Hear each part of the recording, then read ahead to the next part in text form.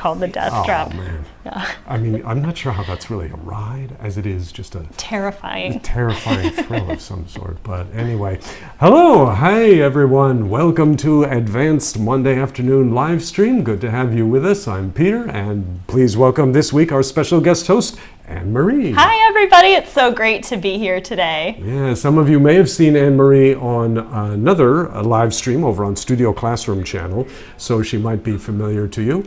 She is here today joining us because teacher Rhonda, who is part of our regular rotation here, is temporarily out of the country. She'll be back, don't worry. But in the meantime, we get to have Anne-Marie with us. Happy to fill in today. Yeah, that's great. And we've got a great topic to talk about with you guys today. It is based, as always, on something in our Advanced magazine. Here's the October issue. And an article that you'll see this week is called Beyond the Ferris Wheel. Beyond the Ferris Wheel. And it is about theme park design and amusement park design and, you know, what we might see in the future. And so we thought, hey, let's talk about theme parks today, give you some vocabulary, a chance to practice your English. So as you can see, we've got our poll going already. I go to a theme park once a month, once a year, every few years. I'm more of a library person, and we're just having fun here, of course. You can like libraries and also like theme parks. They are not mutually exclusive, just to kind of give us the range here. Though it looks like most of our current viewers are more of library people. Interesting, yes. We are seeing a lot of library folks out there. Great, great. Keep going to that library, read an Advanced magazine. Yeah, personally for myself, I go to a theme park. I mean, the closest thing on this list here is every few years. I've been to a theme park maybe, every few years, really. And I'll go more than a few years without going to a theme park. And then maybe I'll go twice in a year. Just it's kind of random. It's not like a regular thing, but I have gone a few times. Anne-Marie, how often would you go to a theme park? Well, let's see. Growing up, I didn't go to theme parks at all. And then once I got into college, I would probably say I went every few years. And when I lived in Ohio, I would go a few times a year. We'll probably talk about that more later. I haven't gone to theme parks for a really long time, but now that my oldest daughter is getting to the age where she can enjoy rides, and Taipei has a wonderful children's amusement park, we do go a few times a year now. Okay. Right here in the city? Right here in Taipei. Oh, fantastic. I'll have to check it out myself. Why not? Steve. Hello, Steve. Good afternoon to you. Have some balloons at the theme park for some great fun activities. Yes, can't go wrong with balloons. Always find them at a theme park. And Daisy, good afternoon to you, Daisy. And this person's name, they're almost always here. I don't read Chinese, so Is that Jiaxing? Jiaxing. Roller coaster is good. Yes, indeed, roller coaster. That's one of the biggies. The roller coaster, the Ferris wheel. And let's jump into one of our vocabulary words for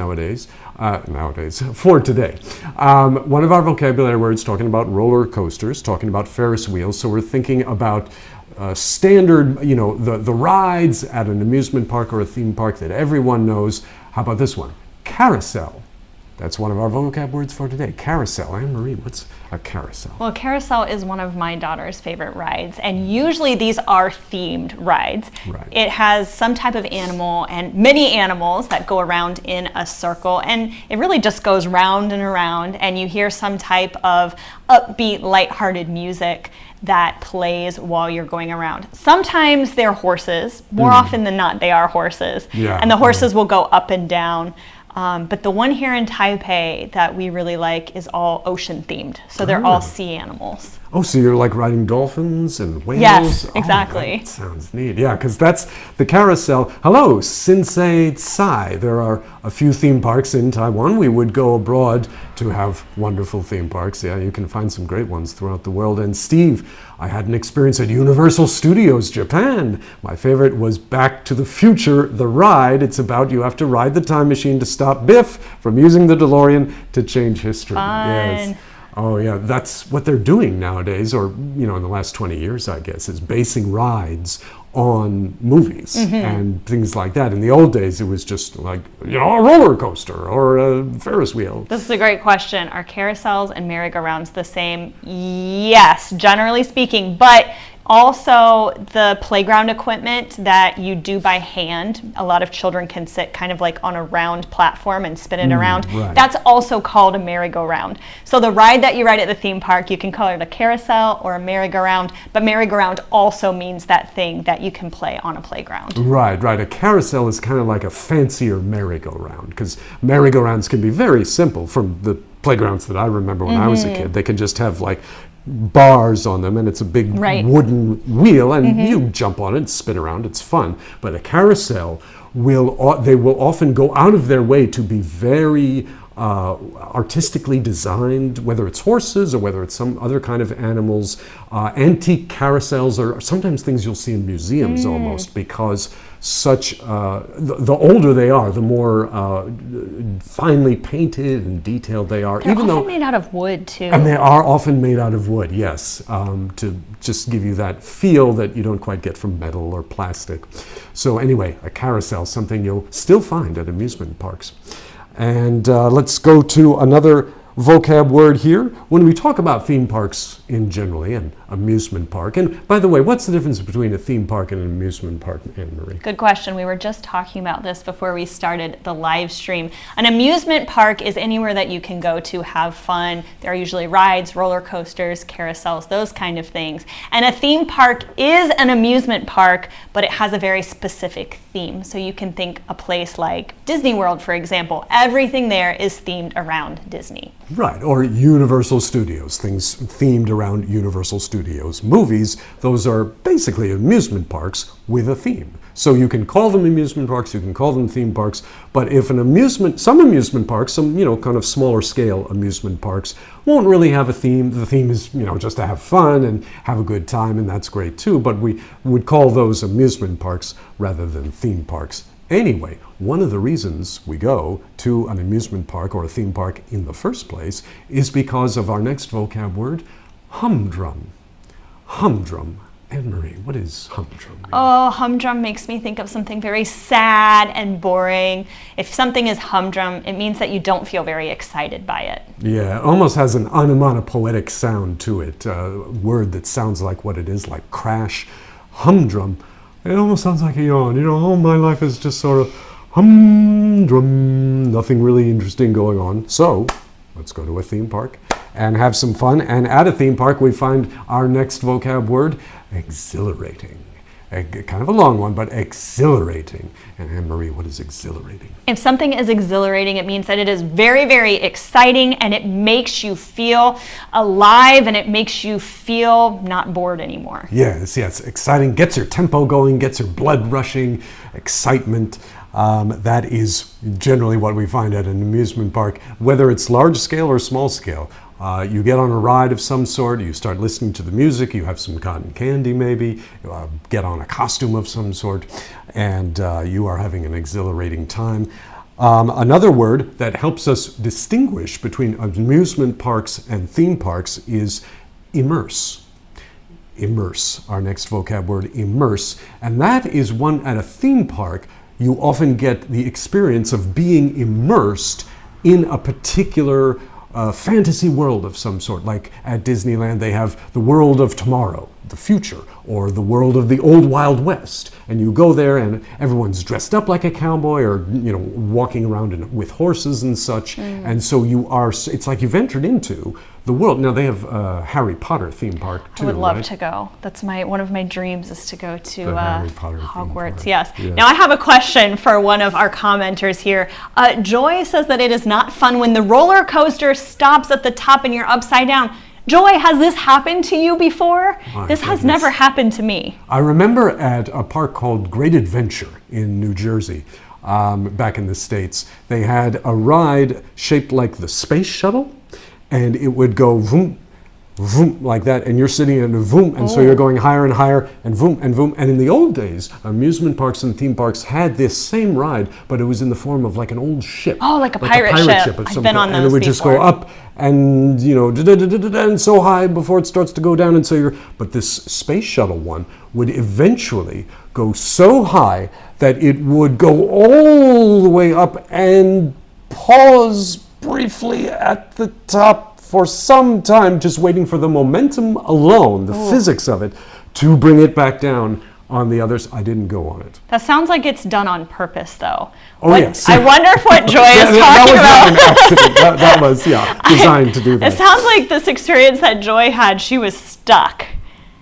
Oh, yeah, I didn't even think of that. Maybe. I was thinking of a roller coaster that deliberately stops you at the top just to give you an extra That does happen sometimes, thrill. too. But no, if it wasn't supposed to stop at the top, then that's a little too exhilarating. I'm curious. Please let us know about that one, Joy. Let us know the story behind that. In the meantime, let's go also to our discussion questions, something you guys can respond to. And it is simply, what is your favorite thing to do at a theme park? When you go to a theme park, an amusement park, what's your favorite thing to do? Obviously, I think maybe we all have several, but if you had to choose one, Anne-Marie, if you had to choose one, what's your favorite thing to do? Going on the roller coasters. A roller coaster. I really do love roller coasters. Yeah, now I understand you had a story about a roller coaster. I do have a story about a roller coaster. I never went on a roller coaster until I was in college, and I had a couple friends come and visit me, and they wanted to go to Cedar Point. It's a very, very famous amusement park, not really a theme park, an amusement park in Ohio. And I had grown up near this amusement park my whole life. I was really only about an hour and a half away, but I had never been. And so they said we had to go here. They have a brand new roller coaster that they wanted to ride. Now this roller coaster was huge, Peter. This is one of the biggest roller coasters. Even to this day, I think it's considered to be one of the more exciting roller coasters in America. What's it called? Top Thrill Dragster. Top Thrill Dragster. Yes, it's supposed to be like a race car. Right. And it goes, if I remember correctly, it goes like 0 to 60 miles an hour in like 4 seconds or something ridiculous like that. It was very ridiculous. And I had never been on a roller coaster before, and my friends convinced me to go on this coaster as my very first roller coaster ride. Very first time. Yeah. It was pretty fun. And it was great, right? It was great, and I could do any other roller coaster after that. Yeah, see, that's the thing. Anne-Marie and I, it turns out we had almost identical experiences, because I, too, when I was about her age at that time, went to an amusement park and went on the roller coaster for the first time, because I'd always been afraid of it in the past, but I just thought, look, I can't just live in fear like this. I got to try it and at least see if it's something I can do. I went on it. I was terrified, but at the end, I was like, I could do that again. And it was at Cedar Point Park, too, in Ohio. It's such a good amusement park. And putting in a little plug for Cedar Point Park in northern Ohio. Steve, hey Steve, my favorite thing to do at the theme park was playing Jaws, like the movie Jaws, that we were taking on a boat trip and the tour guide will start shooting the shark when it tries to attack us. Oh yeah, that sounds like Universal Studios again. That's a great example of a theme park where, like I said, all the rides will have a theme, in this case, movies from Universal Studios. And Daisy, she said her favorite thing to do is go on the carousel. I know. I mean, roller coasters are great, but there's just something sort of nostalgic and sentimental about going on a carousel.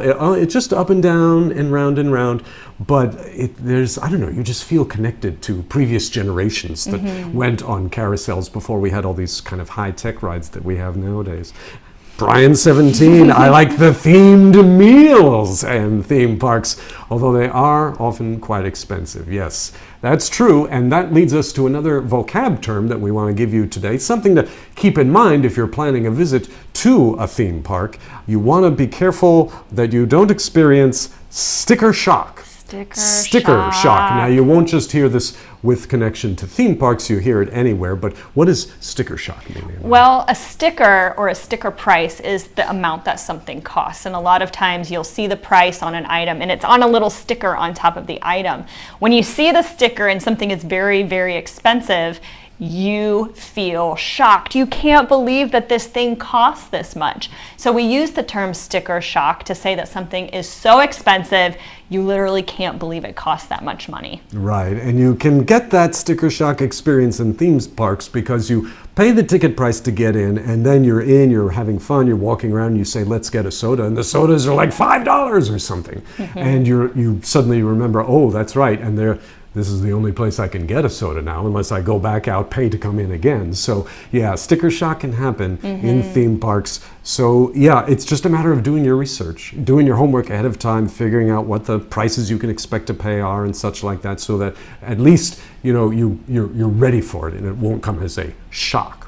And Sensei Tsai, hello Sensei, I enjoyed the marching band in Disney, which is very fantastic, yes. The higher scale theme parks will have more than just rides and expensive meals. They will also have marching bands. I remember I went to Disneyland in California when I was a teenager with my family, and I'm walking around going from one ride to the next, and suddenly out of a platform beneath the sidewalk, this band starts rising up, and they're playing a Prince song. They're playing 1999. Wow! Party like it's 1999, and I was like, this is an awesome place.